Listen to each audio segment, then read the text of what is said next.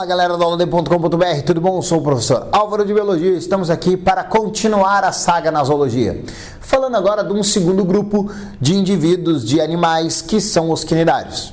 Não se esqueça, inscreva-se no canal e curta essa aula para que mais pessoas consigam assisti-la. Tranquilo?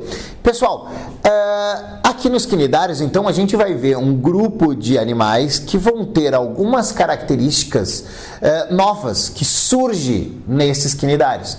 Coisas que não existiam antes ali nos poríferos. Então, a gente vai ver que é um upgrade, né? Sobe um pouquinho, ganha algumas características.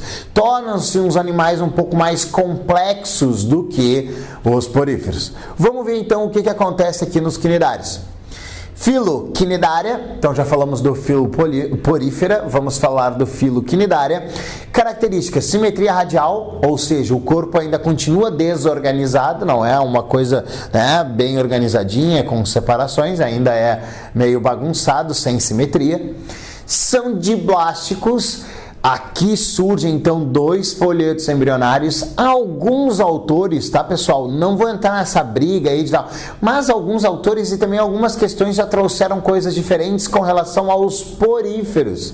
Alguns colocam os poríferos como diblásticos e algumas questões já colocaram como se poríferos não tivessem folhetos embrionários porque eles não têm tecidos.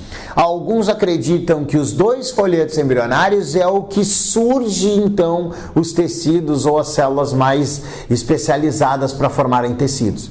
Então, o que a gente vai colocar aqui é que indivíduos diblásticos surgem nos quinidários. Quinidários são diblásticos. Poríferos a gente diz que não apresentam folhetos embrionários ou que não há necessidade de entrar mais a fundo. Tranquilo? Diblásticos a partir de quinidários. Beleza. O habitat, a maioria deles é marinho, alguns poucos de água doce, tá?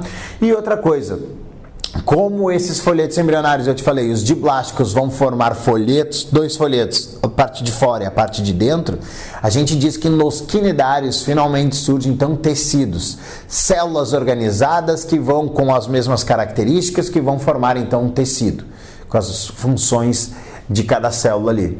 E aí a gente chama, então, esses indivíduos que formam tecidos, que é a grande parte dos animais, dos filos animais, seres eumetazoários, ou seja, agora é animal mesmo, tá?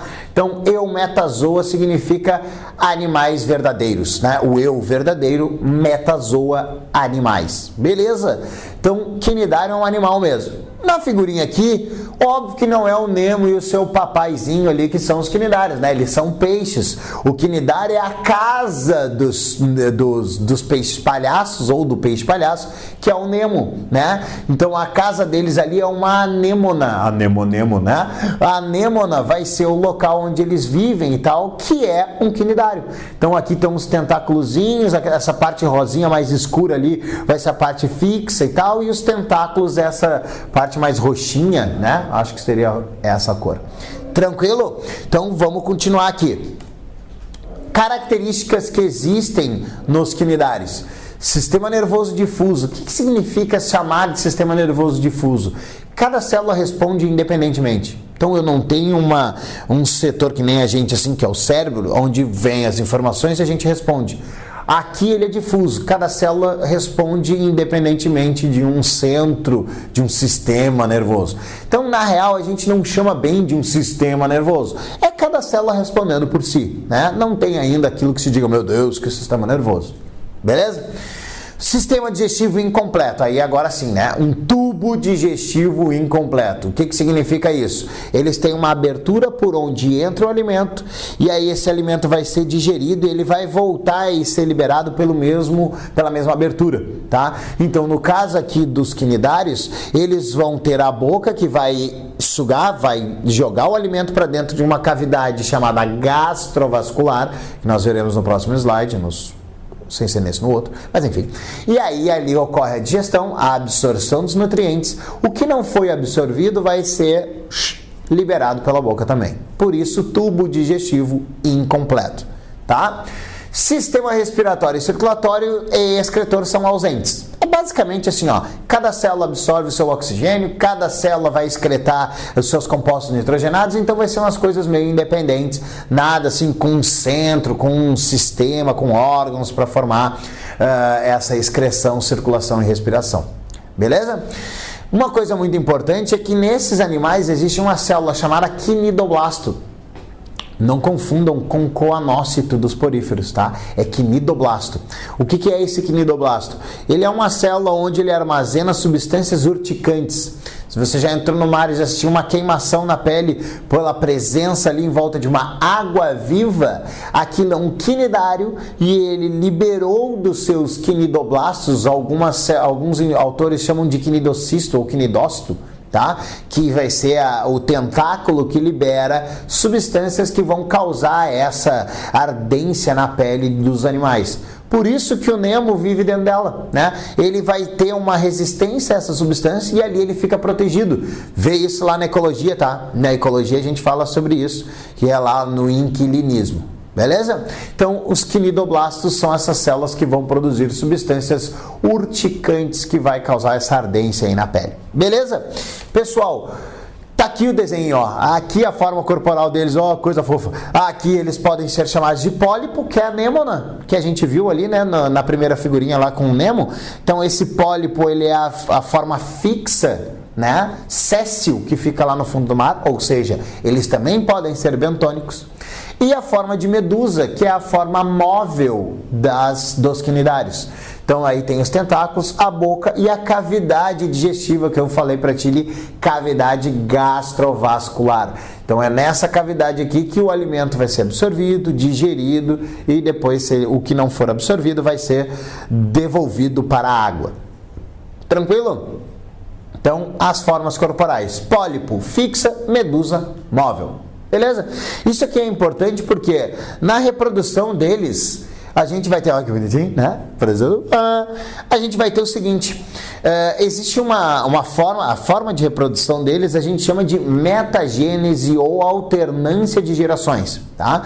O que significa isso? Eles vão ter uma fase da vida onde ocorre reprodução sexuada e uma fase onde ocorre reprodução assexuada. E aí eles vão passar por duas épocas, uma época fixa, que é o pólipo, e uma época móvel, que é a medusa. Então, algumas classes, alguns grupos de quinidários apresentam ou pólipo ou medusa, e alguns apresentam as duas formas, que daí são os que apresentam essa reprodução do tipo metagênese. Então vamos ver como é que funciona.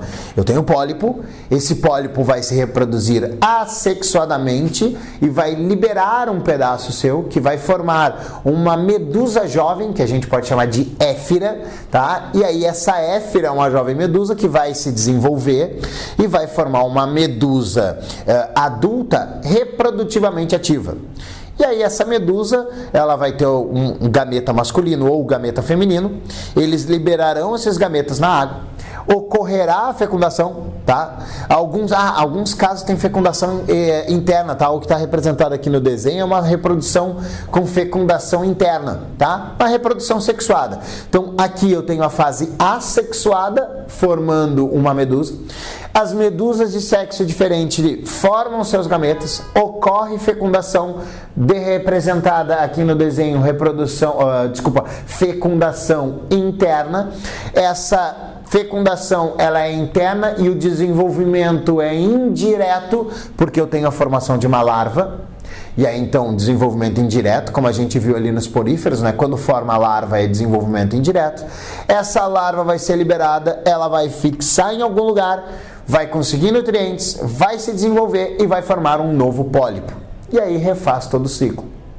Então, fase assexuada é a fase do pólipo, fase sexuada é a fase da medusa. E o desenvolvimento é indireto. Tranquilo? Desenvolvimento indireto, porque tem a formação de uma larva. O nomezinho dela, ó, plânula, né? A larva lá no porífero era anfiblástula, larva aqui nos quinidários é chamada de plânula. Essa larva para ali e desenvolve um novo porífero, um novo pólipo, porífero não, um novo pólipo, né? Um novo quinidário, um novo celenterado. Beleza? Então, reprodução aqui dos quinidários, a gente fecha com essa imagem linda de uma reprodução entre dois animais.